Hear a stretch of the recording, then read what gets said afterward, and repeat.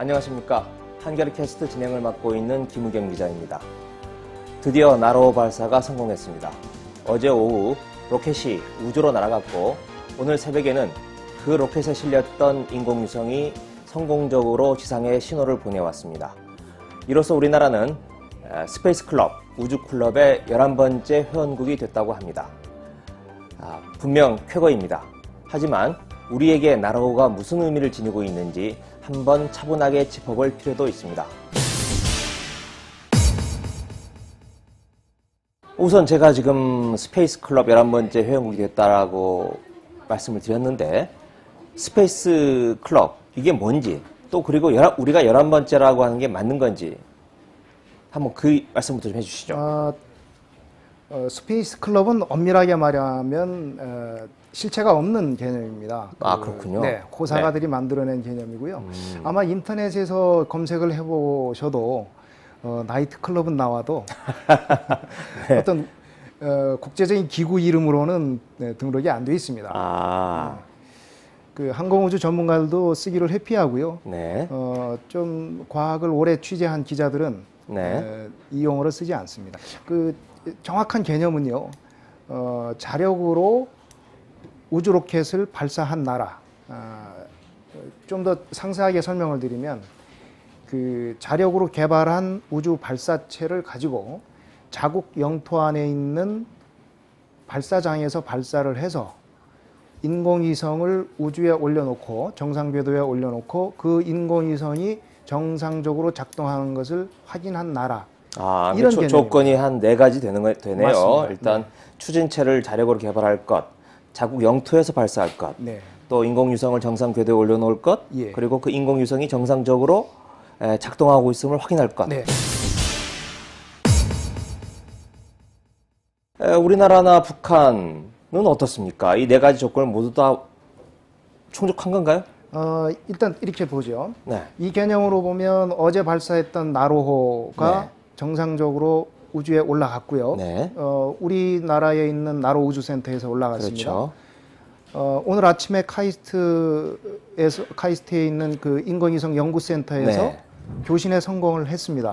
그러면 인공위성이 정상적으로 작동되는 건 확인이 됐습니다. 자, 다만 우리 경우 나로호 1단, 나로호가 1단과 2단으로 된 2단으로 되어 있는데 맞습니다. 그 로켓인데요.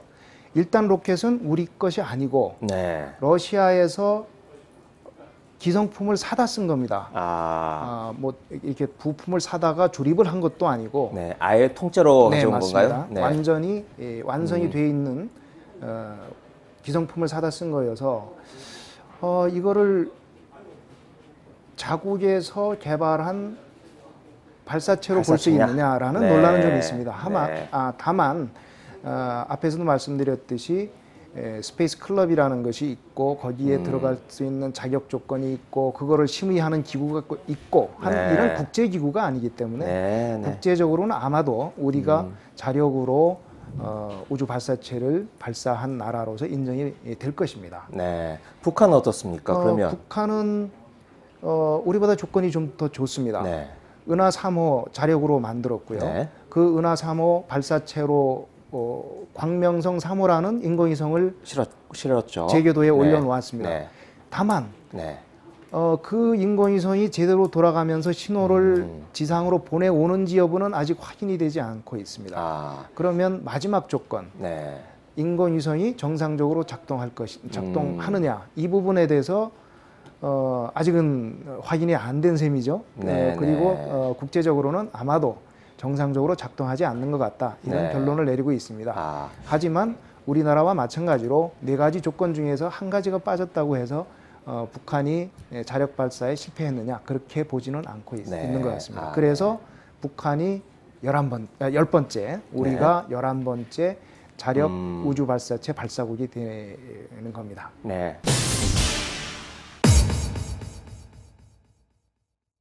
그 1단 로켓이 러시아제라고 말씀을 하셨는데 러시아가 우리에게 1단 로켓을 주면서 애초에는 기술을 이전하겠다 이렇게 약속했던 거 아닙니까? 그 부분은 좀 그동안에 이제 러시아와 우리가 기술 협정을 맺고 하는 그런 과정을 좀 들여다볼 필요가 있습니다. 네. 세간에는 러시아로부터 우리가 로켓을 사오면서 그 로켓의 기술까지도 이전 받아야 되는 거 아니냐. 네. 한두 푼도 아니고 2천억을 들여가면서 사왔는데 우리가 얻는 것이 아무것도 없다면 네. 그걸 왜 하느냐, 이런 비판이 있습니다. 일단 나로 발사 과정을 한번 살펴보면요, 첫 단추는 김영삼 정부 때 시작이 됐습니다. 네. 그때 국가우주개발 20년이라는 장기 계획을 세웠고요. 당시에 2008년에 나로호, 당시에는 뭐 나로호라는 이름은 물론 없었습니다. 네. 나로호라는 이름은 2009년도에 공모를 통해서 지어진 거고요. 당시에는 KSLV-1이라고 했습니다. 네. 코리아 스페이스 론치 비클이라고 해서 네. 뭐 한국형 발사체의 첫 번째, 우주 발사체. 네. 첫 번 1번 이렇게 네. 할 수가 있겠죠. 만약에 그때 계획대로 2008년에 나로호를 쏘아 올릴 수 있었다면 이란이 2009년 2월에 성공을 했으니까 네. 우리가 이란보다 앞서서 9번째 자력 발사국이 됐을 겁니다. 네. 하지만 뭐 계획대로는 되지 않았고요. 이런 추진을 하던 중에 우리나라가 2001년에 국제 조약에 가입을 합니다. 영어로 MTCR인데 우리말로 하면 미사일 기술 통제 체제라는 국제 조약입니다. 거기에 가입을 합니다. 이 조약의 취지는 발사체 기술을 확산하지 말자. 네. 뭐 발사체라는 것이 평화적인 기술이기 때문에 그걸 굳이 막을 필요가 있겠냐고 하지만 발사체라는 건 미사일과 직결되는 부분이 있어서 이런 조약을 만들었습니다. 우리가 거기에 가입한 이유는 그 미사일 기술 통제 체제에 가입을 해야 발사체와 관련된 다른 기술들을 이렇게 이전받을 수 있는 조건이 됩니다. 네. 그렇게 해서 가입을 했고요. 2002년도에 들어서서 소형 위성 발사체 사업이라는 걸 시작을 합니다. 말하자면 이제 나로호 사업을 본격 시작을 한 거죠. 그러면서 우리가 자체적으로 가지고 있는 기술이 없으니까 애국 기술을 습득을 하려고 여러 나라와 타진을 합니다. 네. 그러나 미국, 프랑스, 뭐 이런 나라에서 모두 거절을 당하고요. 일본 포함해서요. 결국은 경제적으로 많이 어려움을 겪던 러시아 쪽과 겨우 우주기술 보호 협력 협정이라는 걸 맺게 됩니다. 네, 이게 상당히 복잡한 과정이 네네. 있었군요. 네. 예. 그런데 이제 이 우주기술 협력 협정을 맺었으니까 러시아로부터 기술을 저희들이 들여오면 좋은데 네. 저희들이 아까 말씀드렸듯이 MTCR 미사일 기술 통제 체제에 가입을 했지 않습니까? 네. 거의 가입을 한 나라는 다른 나라와 기술 협력을 하려면 우주기술 보호협정이라는 걸 맺도록 되어 있습니다. 네. 그런데 이 우주기술 보호협정의 또 조건은 발사체 기술에 대해서만은 이전하지 못한다, 이렇게 되어 있습니다. 그러니까 러시아가 약속을 어긴 게 아니라 애초부터 네. 기술 이전이 불가능하도록 네, 돼 있었군요. 예. 그러면 우리가 얻은 게 뭐가 있죠? 2천억을 들여서? 그래도 뭐 이제 그 정부나 또는 이제 항우연이 네. 추진을 했던 그 연구진에서는 아니다. 네. 그럼에도 그렇게 했어야 됐다라고 이렇게 명쾌하게 사실 답은 내놓지 못하고 있습니다. 네네. 예, 아마 뭔가 뒷얘기가 있는 것 같고요. 네, 알겠습니다. 그렇다고 하지만 뭐 러시아한테 속아서 계약을 했다든가 아니면 애초에 불평등한 계약임에도 불구하고 국민이나 국회를 속이고 비준까지 낮다거나 이렇게 비판하는 거는 뭔가 좀 더 좀 너무 많이 나간 것이 아니냐, 좀 뒷얘기가 더 있을 것 같은데 그런 생각입니다. 네, 나로호에 앞서서 북한은 은하 3호를 쏘아 올렸어요. 성공을 했고. 그렇죠. 예. 네. 그러면 지금 북한이 우리보다 더 앞서 있는 것 같은데 얼마나 앞서 있는 건가요? 결론적으로 말씀드리면 우리보다 분명히 앞섰습니다. 네. 그거는 부인할 수 없고요. 네. 정확하게 몇 년을 앞섰다 이렇게 평가하기는 좀 어렵지만 어느 저 언론을 보니까 한 5년 정도 앞섰다 이렇게 보는 분들도 있던데. 그러면 5년 뒤에 우리가 자력으로 만든 발사체를 쏘아 올릴 수 있느냐? 네. 그건 또 미지수입니다. 그렇겠네요. 네. 그렇게 보기 때문에 뭐 몇 년을 앞섰다 이런 부분보다는 그러면 어떤 부분이 차이가 나는 건지 그런 부분을 좀 들여다볼 필요가 있습니다. 로켓은 1950년대부터 개발이 됐습니다. 1957년에 러시아의 스푸트니크가 처음으로 우주로 향해 올라갔지요. 그렇게 따지면 최첨단 기술은 아니죠. 네, 그렇죠. 올해 1950년, 60년이 네, 넘은 그렇네요. 기술이고 네. 원자탄을 보고 첨단 기술이라고 안 하는 거하고 똑같습니다. 네. 다만 원자탄과 마찬가지로 미사일과 연결되는 기술이기 때문에 기술 이전이 전혀 안 되고요. 아주 네. 어렵게 돼 있고 해서 그거를 개발을 하려면 속칭 맨 땅에서 헤딩을 해야 됩니다. 네. 처음서부터 경험을 쌓아가면서 해야 하고요. 머리로 하는 기술이라기보다 몸으로 하는 기술입니다. 네. 예. 그래서 북한 경우는 은하 3호에 쓰였던 그 노동 미사일을 84년도에 이미 만들기 시작을 했고 네. 그렇게 따지면 30년이 30년 됐습니다. 동안 경험이 있었다. 네. 네. 우리는 아까 말씀드렸듯이 96년에 이제 페이퍼워크 네. 처음 계획을 세우고 실질적으로 개발에 들어간 건 2000년대 들어서거든요. 네. 그렇게 따지면 상당히 격차가 네. 벌어져 있는데 다만 우리는 이제 산업력도 북한보다 월등하고요. 기타 전자 전기 기술 이런 데서 앞서 있기 때문에 네. 아마 추격하는 데는 격차를 줄이는 데는 그 현재 그 격차보다는 훨씬 빨리 네. 줄일 수 있지 않을까 네. 그렇게 봅니다.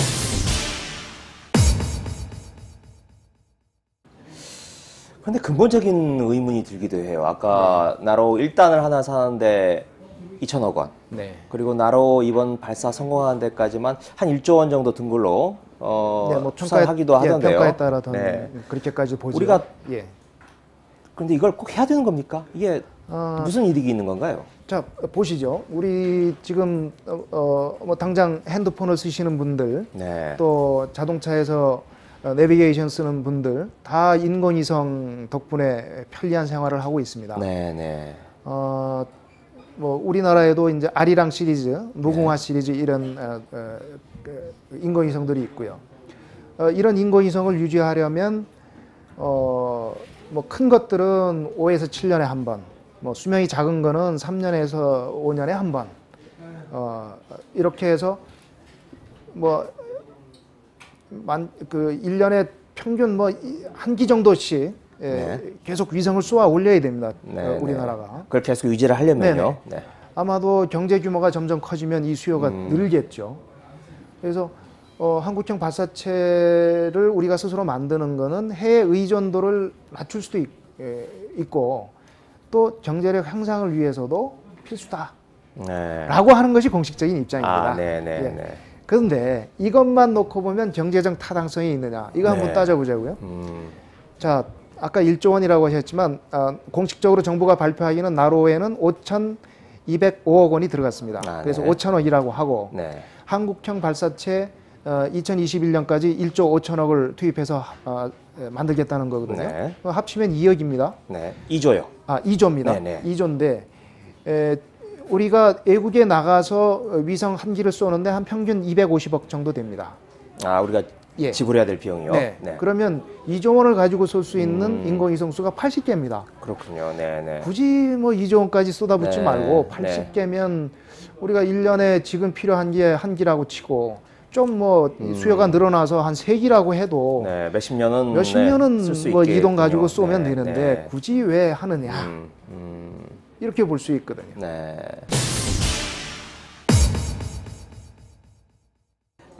과학기술, 우주개발뿐만 아니라 군사력 측면에서 봐야 되는 거 아니냐 이런 지적도 있던데요. 예, 맞습니다. 네. 예, 그 핵심이 그겁니다. 사실 드러내놓고 얘기하기는 참 어려운 얘기지만 우주 발사체 개발은 군사력과 직결되는 문제입니다. 네. 사실 북한에 대해서 은하 3호를 쐈다고 뭐 경제 제재 운운하는 건 사실 눈 가리고 아웅이라고 네. 볼 수도 있거든요. 자, 은하 3호를 쏜 노동 미사일 네. 이거를 북한에서는 실험을 해볼 데가 없습니다. 네. 사거리가 300km, 500km 넘어가면 북쪽으로 그렇죠. 러시아죠. 서쪽으로 중국이 중국, 있고. 남쪽에 네. 남한. 네. 그래서 쏜 것이 일본 넘어 태평양으로 한번 쏘았죠. 네, 그랬죠. 일본에서 난리가 났죠. 네. 그러니까 더 이상 쏠 수가 없습니다. 네. 유일하게 쏠 수 있는 거는 하늘로 쏘는 수밖에 없죠. 네, 네. 그래서 노동 미사일 4개를 붙여서 음흠. 하늘로 쏘는 은하 3호를 만든 겁니다. 네. 우리도 이번에 한미 미사일 협정에서 사거리 800km까지 그렇죠. 영인을 네. 받았죠. 네. 탄도 미사일 사거리를 네. 보유할 수 있게 받았는데 네. 만들어도 쏠 데가 없습니다. 우리가 최대한 서해 쪽으로 쏜다 하더라도 300km를 넘어가질 못합니다. 넘어가면 중국이 가만히 있지 않겠죠. 그런 측면이 있어서 이거를 드러내놓고 얘기할 수는 없습니다만 그런 군사적인 배경이 군사력이라는 그런 배경을 네. 부인할 수 없다고 봅니다. 네. 그래도 좀 의문은 남아요. 예를 들면 북한은 미국에 대적하기 위해서 네. 어떻게 보면 미국의 봉쇄 정책으로부터 탈피하기 위해서 미국을 겨냥한 장거리 미사일을 예. 개발한다고 하지만 우리나라는 그렇게까지 로켓을 개발해서 군사력으로 전환할 가능성이 있는 건지 그런 의문이 근본적인 의문이 좀 드는데. 예, 제가 그 부분에 대해서 전문가는 아닙니다만 네. 상식적으로 봤을 때 미사일로 전환할 수 있는 기술을 보유하고 있느냐 아니냐는 그 나라의 국력을 평가하는데 굉장히 큰 요인이 될 것 같고요. 네.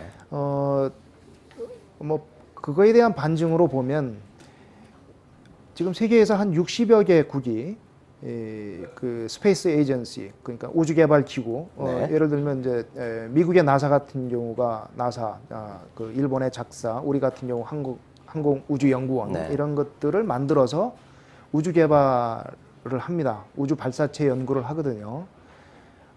그런 거 보면 이렇게 많은 나라가 왜 그 첨단 기술도 아니고 타산성도 없고 한 우주 네. 발사체 개발에 목을 매다는가?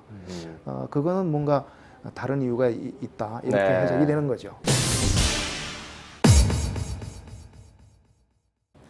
그런데 기본 개념이 어떻게 되는 겁니까? 이런 로켓과 네. 그 왜 ICBM이라고 네. 하는 거 있죠. 대륙간 탄도미사일. 네. 네. 이렇게 전환이 되려면 네. 어떤 더 추가적인 기술 개발이 필요한 건가요? 예, 그렇습니다. 로켓하고 미사일은 사실 그 개념으로 보면 종이 한 장 차이라고 네. 볼 수 있습니다. 네. 이제 우주 발사체하고 장거리 대륙간 탄도 미사일이라고 하는 ICBM하고의 네. 차이는 맨 위에 네. 거기를 이제 노즈부라고 하는데요. 꼭대기 말씀하시는 코처럼 거죠? 생겼다고 네. 노즈부라고 하는데 거기에 위성을 탑재하느냐, 네. 폭약이나 뭐 핵탄두나 이런 탄두를 실느냐 이 차이만 있을 뿐이지 구조는 똑같습니다. 네. 사람을 태우면 네. 그 태우는 거를 이제 페일로드라고 하는데요. 네. 사람을 태우면 이제 우주선이 되는 거죠. 네. 그래서 그런 거죠. 네. 그쪽 교통에서는 사람을 생물학적 페일로드라고 합니다. 네. 다만 이제 그 우주 발사체하고 대륙간 타도 미사일하고의 차이는 대륙 탄도 미사일은 대기권으로 다시 들어와야 됩니다. 그렇죠. 네. 그 대기권 밖으로 나갔다가 네네. 다시 진입을 해야 되는 거죠. 네, 그 들어오는데 들어올 때 그 공기와 마찰이 굉장히 네. 마찰이 생기면서 열이 발생을 하고요. 그리고 뭔가 목적이 있지 않겠습니까? 네네. 정확한 타겟에 그 도착하도록 하는 네. 그런 유도 기술이라든가 이런 것들이 추가적으로 필요해서 네. 오히려 우주 발사체 기술보다도 더 고도의 기술이 필요하다. 이렇게 네. 얘기들을 합니다. 그 대륙간 탄도미사일도 탄도미사일이지만 박근혜 대통령 당선인이 이번에 2020년까지는 그 달 탐사를 완성하겠다, 성공시키겠다 이렇게 공약으로 걸었고 또 엊그제 그걸 좀 더 앞당기겠다 이런 말까지 하셨는데 이게 가능한 일입니까? 우리나라 기술로? 이 점에 대해서는 두 가지 시선이 존재하는 것 같습니다. 그 전문가들은 대체적으로 우리 기술력으로 과연 가능하겠느냐라는 데에 대해서는 컨센서스가 거의 동의들을 하는 것 같습니다. 다만 달 탐사를 2020년까지 하겠다는 어떤 목표를 설정을 해놓고 드라이브를 했을 때와 그런 목표가 없이 어떤 우주 개발에 나섰을 때에 나중에 돌아오는 그 성과의 차이가 좀 있지 않겠느냐.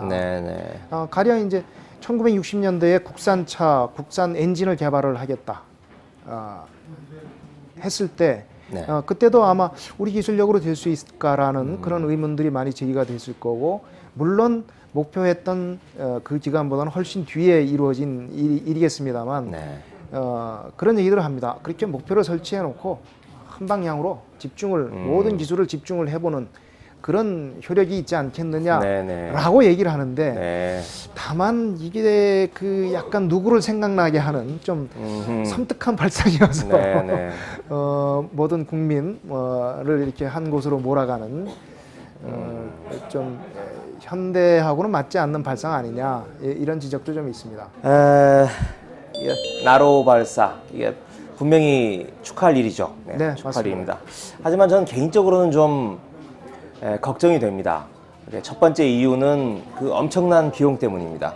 아까 뭐 5천억 이야기도 했지만 이게 달 탐사까지 간다면 수십조 원, 어떻게 보면 100조 원 단위로까지 넘어갈 수 있는 굉장히 큰 비용인데 저는 그렇게 큰 비용을 조금 더 우리 사회의 긴장을 완화시키는데 좀 쓰여졌으면 합니다. 사회복지 비용이죠.